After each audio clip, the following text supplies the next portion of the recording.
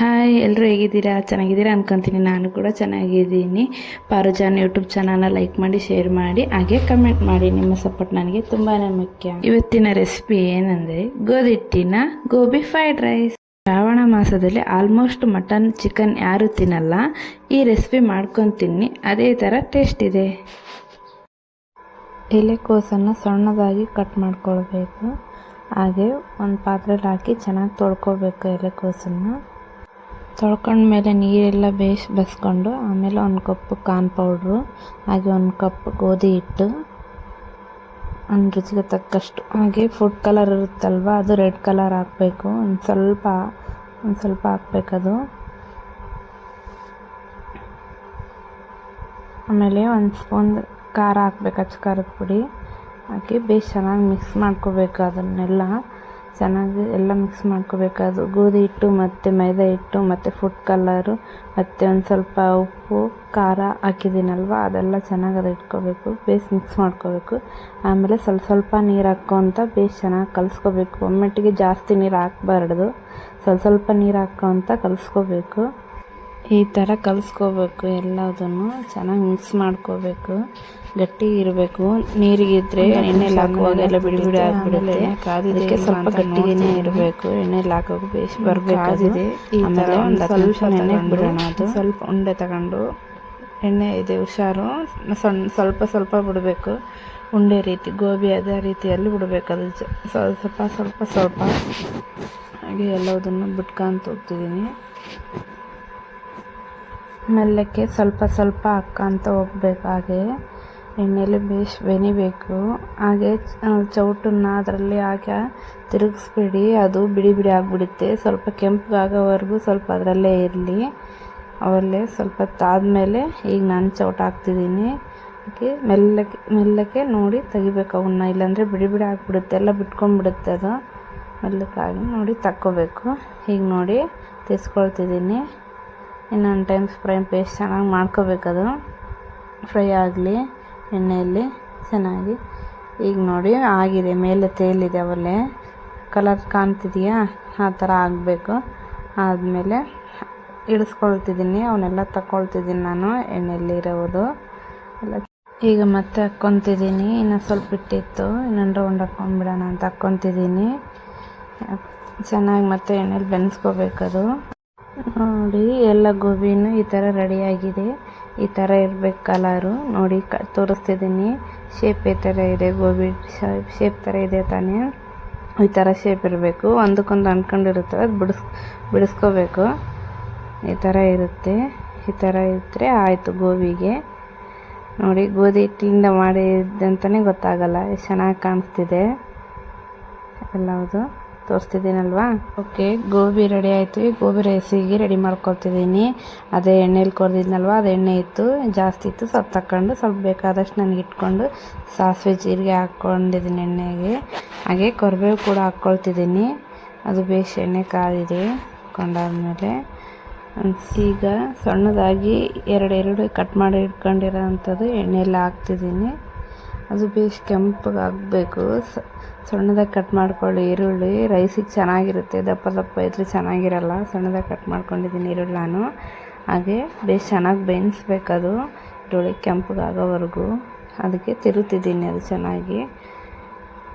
ನೋಡಿ ಇಷ್ಟು ಈರುಳ್ಳಿ ಕೆಂಪಗಾಗಿದ್ರೆ ಆಯಿತು. ಹಾಗೆ ಒಂದರಲ್ಲಿ 2 ಹಸಿಮೆಣ್ಸಿನ್ಕಾಯಿ ಕಟ್ ಮಾಡಿಕೊಂಡು ಒಂದು 4-5 ಹಸಿಮೆಣ್ಸಿನ್ಕಾಯಿ ಹಾಕ್ಕೊಳ್ತಿದ್ದೀನಿ. ಎಣ್ಣೆಲಿ ಬೆನ್ಸ್ಕೊಳ್ತಿದ್ದೀನಿ.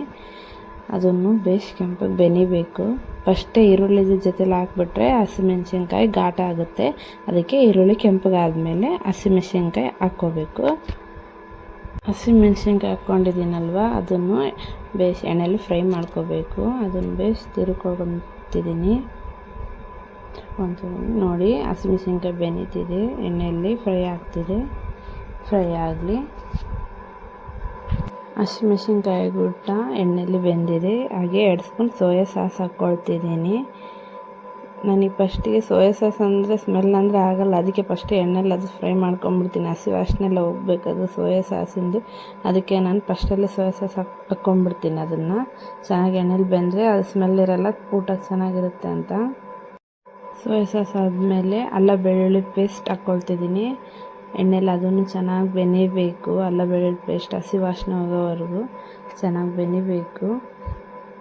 ಬೆನೀತಿದೆ. ಆಮೇಲೆ ಟೊಮೆಟೊ ಸಾಸ್ ಹಾಕ್ಕೊಳ್ತಿದ್ದೀನಿ. ಅದು ಒಂದು ಸ್ವಲ್ಪ 3 ಸ್ಪೂನ್ ಹಾಕ್ಕೊತೀನಿ. ಅದು ಜಾಸ್ತಿ ಹಾಕ್ಕೊಳ್ತೀನಿ ಟೊಮೆಟೊ ಸಾಸು. ಇನ್ನು ಸ್ವಲ್ಪ ಟೊಮೆಟೊ ಸಾಸ್ ಹಾಕ್ಕೊಳ್ತಿದ್ದೀನಿ. ಗೋಬಿಗೆ ಟೊಮೆಟೊ ಸಾಸ್ ಸ್ವಲ್ಪ ಜಾಸ್ತಿ ಇದ್ದರೆ ಚೆನ್ನಾಗಿರುತ್ತೆ. ಹಂಗಾಗಿ ಇನ್ನು ಸ್ವಲ್ಪ ಹಾಕ್ಕೊಳ್ತಿದ್ದೀನಿ ನಾನು. ಬೇಸ್ ಚೆನ್ನಾಗದು ಮಿಕ್ಸ್ ಮಾಡ್ಕೊಳ್ತಿದ್ದೀನಿ. ಎಣ್ಣೆಲಿ ಅದನ್ನು ಫ್ರೈ ಆಗಬೇಕು. ಆಮೇಲೆ ವಿನೇಗರ್ ಹಾಕ್ಕೊಳ್ತಿದ್ದೀನಿ. ವಿನೇಗರ್ ಒಂದು ಅರ್ಧ ಸ್ಪೂನ್ ಆದರೆ ಸಾಕು. ಅದನ್ನು ಎಣ್ಣೆ ಚೆನ್ನಾಗಿ ಬೆನ್ಸ್ಕೊಳ್ತಿದ್ದೀನಿ. ಬೇಸ್ ಚೆನ್ನಾಗೆಲ್ಲ ಸಾಸ್ಗಳು ಹಾಕ್ಕೊಂಡಿದ್ದೀನಲ್ವ, ಹಾಗಾಗಿ ಎಣ್ಣೆಲಿ ಚೆನ್ನಾಗಿ ಬೆನ್ಸ್ಕೋಬೇಕು ಅದು ಎಲ್ಲ. ಅದಕ್ಕೆ ಬೇಸ್ ಚೆನ್ನಾಗಿ ತಿರ್ಕೊಳ್ಬೇಕು. ಆಮೇಲೆ ಒಂದು 2 ಸ್ಪೂನ್ ಅಚ್ಚ ಖಾರದ ಪುಡಿ ಹಾಕ್ಕೊಳ್ತಿದ್ದೀನಿ. ಖಾರ ನೋಡಿ ಹಾಕ್ಕೊಳ್ಳಿ. ಅವಲ್ಲಿ ಹಸಿಮೆಣಸಿನ್ಕಾಯಿ ಹಾಕ್ಕೊಂಡಿದ್ದೀರಾ, ಆಗ ನಮ್ಮದೇನು ಅಷ್ಟು ಖಾರ ಇಲ್ಲ, ಅದಕ್ಕೆ ನೋಡಿ ಒಂದು 2 ಸ್ಪೂನ್ ಅಷ್ಟೇ ಅಚ್ಚ ಖಾರದ ಪುಡಿ ಹಾಕ್ಕೊಳ್ತಿದ್ದೀನಿ. ಅದು ಚೆನ್ನಾಗಿ ಬೇಸ್ ಮತ್ತು ತಿರ್ಕೊಳ್ಬೇಕು. ಎಣ್ಣೆಲಿ ಅದನ್ನು ಬೆನಿಬೇಕು. ಬೇಸ್ ಲೋ ಫ್ಲೇಮಲ್ಲಿ ಇಟ್ಕೊಳ್ಳಿ ಸ್ಟವ್ನ. ಆಮೇಲೆ ಒಂದು ಚಿಟಿಕೆ ಅಷ್ಟು ಅರಿಶಿನ ಪುಡಿ ಹಾಕ್ಕೊಳ್ತಿದ್ದೀನಿ. ಅದನ್ನು ಚೆನ್ನಾಗಿ ಬೇಸ್ ತಿರ್ಕೊಳ್ಳಿ. ಎಣ್ಣೆಲಿ ಬೆನಿಬೇಕು.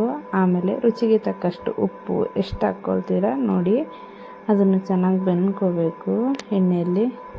ಎಲ್ಲದನ್ನು ಚೆನ್ನಾಗಿ ಬೇಯಿಸಿ ಮಿಕ್ಸ್ ಮಾಡ್ಕೊಳ್ಳಿ. ಎಣ್ಣೆಲಿ ಎಲ್ಲ ಚೆನ್ನಾಗಿ ಬೆನಿಬೇಕು. ಇನ್ನೇನು ಇಳಿಸ್ತಿದ್ವಿ ಅಂದಾಗ ಫ್ರೈಡ್ ರೈಸ್ ಪುಡಿ 10 ರೂಪೀಸಿಗೆ ಸಿಗುತ್ತೆ ನೋಡಿರಿ. ಆ ಪ್ಯಾಕೆಟ್ ಒಂದು ಸ್ವಲ್ಪ ಹಾಕಬೇಕಷ್ಟೇ. ಅದರಲ್ಲಿ ಹಾಕ್ಕೊಂಡು ಬೇಸ್ ಚೆನ್ನಾಗಿ ಮಿಕ್ಸ್ ಮಾಡ್ಕೋಬೇಕು. ಅದು ಹಾಕಿದರೆ ಚೆನ್ನಾಗಿ ರುಚಿ ಬರುತ್ತೆ. ಅದಕ್ಕೆ ಚೆನ್ನಾಗಿ ಮಿಕ್ಸ್ ಮಾಡ್ಕೋಬೇಕು. ಎಲ್ಲದನ್ನು ಮಾಡಿಟ್ಕೊಂಡಿದ್ದೀವಲ್ವ ಗೋಬಿ, ಅದು ಇದ್ರೊಳಗೆ ಹಾಕಿ ಚೆನ್ನಾಗಿ ಮಿಕ್ಸ್ ಮಾಡ್ಕೋಬೇಕು. ನಾವು ಇದೆಲ್ಲ ಬೇಡ ಅಂದರೆ ನಾವು ಗೋಬಿ ಒಂದೇ ಮಾಡ್ಕೊಂಡಿದ್ವಲ್ಲ, ಅದು ಒಂದೇನ ಅನ್ನ ಸಾರೊಳಗೆ ತಿಂದರೆ ಚೆನ್ನಾಗಿರುತ್ತೆ. ಜಾಸ್ತಿ ನಾವು ಹಂಗೆ ಮಾಡ್ತಿದ್ದೆ. ಬೇಸ್ ಚೆನ್ನಾಗಿ ಮಿಕ್ಸ್ ಮಾಡ್ಕೋಬೇಕಿದು. ಅದರಲ್ಲಿ ಚೆನ್ನಾಗಿ ಮಿಕ್ಸ್ ಮಾಡಿಕೊಂಡ್ರೆ ಗೋಬಿ ಮಿದುವಾಗುತ್ತೆ, ಚೆನ್ನಾಗಾಗುತ್ತೆ. ನೋಡಿ ಈ ರೀತಿ ಆಗಿದೆ ಗೋಬಿ ತಿನ್ನೋರು ಇದೇ ರೀತಿ ಗೋಬಿ ತಗೊಂಡು ತಿನ್ಬೋದು. ಆದರೆ ಫ್ರೈಡ್ ರೈಸ್ ಹಾಕಬಾರ್ದು. ಗೋಬಿ ರೈಸ್ ತಿನ್ನೋರು ಫ್ರೈಡ್ ರೈಸ್ ಹಾಕಿ ಇದೇ ಥರ ಮಿಕ್ಸ್ ಮಾಡಿಕೊಂಡು ರೈಸ್ ಹಾಕ್ಕೊಂಡು ಮಿಕ್ಸ್ ಮಾಡ್ಕೊಂಡು ತಿನ್ನಬೇಕು. ಲಾಸ್ಟಲ್ಲಿ ಕೊತ್ತಂಬರಿ ಹಾಕಿಬಿಡ್ತೀನಿ. ಚೆನ್ನಾಗಿ ಮಿಕ್ಸ್ ಮಾಡ್ಕೋಬೇಕು. ಕೊತ್ತಂಬರಿ ಹಾಕಿದ್ಮೇಲೆ ಇನ್ನೇನು ಗೋಬಿ ರೈಸ್ ರೆಡಿ ರೈಸ್ ಹಾಕಿಬಿಟ್ರೆ ಗೋಬಿ ರೈಸ್ ರೆಡಿ ಆಗುತ್ತೆ. ನೋಡಿ ರೈಸ್ ಹಾಕ್ಕೊಳ್ತಿದ್ದೀನಿ. ನಿಮ್ಮ ಮನೇಲಿ ಎಷ್ಟು ಜನ ಇದ್ದಾರೆ ನೋಡಿ ರೈಸ್ ಮಾಡ್ಕೊಳ್ಳಿ. ಹಾಗೆ ಗೋಬಿನೂ ಮಾಡ್ಕೊಳ್ಳಿ. ನಮ್ಮ ಮನೇಲಿ ನಾವು 3 ಇರೋದು, ಹಾಗಾಗಿ ಇಷ್ಟು ಇದರಲ್ಲಿ ಮಾಡ್ಕೊಂಡಿದ್ದೀನಿ. ನೋಡಿ ರೈಸ್ ಹಾಕ್ಕೊಂಡು ಮಿಕ್ಸ್ ಮಾಡ್ಕೊಳ್ತಿದ್ದೀನಿ. ನೋಡಿ ಎಷ್ಟು ಚೆನ್ನಾಗಿದೆ ಅಲ್ವಾ. ಸೇಮ್ ಬಿರಿಯಾನಿ ಇದ್ದಂಗಿದೆ ಅಲ್ವಾ. ಈ ಶ್ರಾವಣದಲ್ಲಿ ಯಾರು ಚಿಕನ್ನು ಮಟನ್ ತಿನ್ನಲ್ಲ ಅಂಥವ್ರು ಈ ಥರ ಮಾಡ್ಕೊಂಡು ತಿನ್ಬೋದು. ಚೆನ್ನಾಗಿರುತ್ತೆ. ಸೂಪರ್ ಇತ್ತು. ನೋಡಿ ಗೋಬಿ ಹೇಗೆ ಕಾಣ್ತಿದೆ. ಸೇಮ್ ಪೀಸ್ ಕಾಣಂಗೆ ಕಾಣ್ತಿದೆ. ಬಿರಿಯಾನಿಯಲ್ಲಿ ಕಾಣೋ ಪೀಸ್ ಥರ ಕಾಣ್ತಿದೆ. ಚೆನ್ನಾಗಿ ಕಾಣ್ತಿದೀವಲ್ಲ. ನೋಡಿದರೆ ತಿನ್ಬೇಕನ್ನಿಸ್ತಿದೆ ಅಲ್ವಾ. ಮಾಡ್ಕೊಂಡು ತಿನ್ನಿ, ಚೆನ್ನಾಗಿರುತ್ತೆ.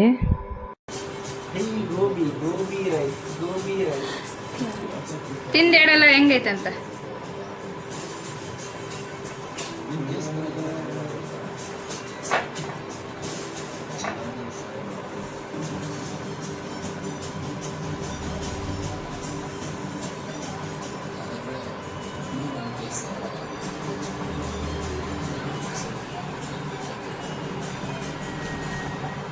ಆಯ್ತಾ? ಚೆನ್ನಾಗಿದೆ. ಪ್ರೀ ನೀನ್ ಮಮ್ಮನ ಮಾಮನ ಜೊತೆಗೆ ಮಾಮನ ಜೊತೆಗೆ ಉಣ. ತಳಗಿಳಿದ್ರೆ ಉಣಬೇಕು. ಬೆಡ್ ಮೇಲೆ ತಿನ್ಬಾರ್ದು ಊಟ. ತಳಗಿಳಿ.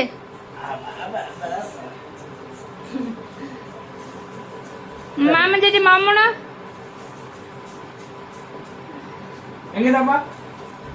ಪ್ರೀ ಹೆಂಗೈತಮ್ಮ? ಸೂಪರ್ ಐತಾ? ನೋಡ್ ಪಾಪ ಈಗ ಬಂದ್ ನೋಡ್ರಿ ಫ್ರೆಂಡ್ಸ್. Okay bye friends. ನಾನು ಮಾಡಿರೋ ವಿಡಿಯೋ ನಿಮಗೆ ಇಷ್ಟ ಆದರೆ ಲೈಕ್ ಮಾಡಿ. ಹಾಗೆ ಇನ್ನು ಮುಂದೆ ಒಳ್ಳೊಳ್ಳೆ ಕಂಟೆಂಟ್ ವಿಡಿಯೋ ನಿಮಗೆ ಹಾಕ್ತೀನಿ. ನಿಮ್ಮ ಸಪೋರ್ಟ್ ನನಗೆ ತುಂಬ ಮುಖ್ಯ. ಹಾಗೆ ಸಬ್ಸ್ಕ್ರೈಬ್ ಮಾಡ್ಕೊಳ್ಳಿ. Thank you for watching.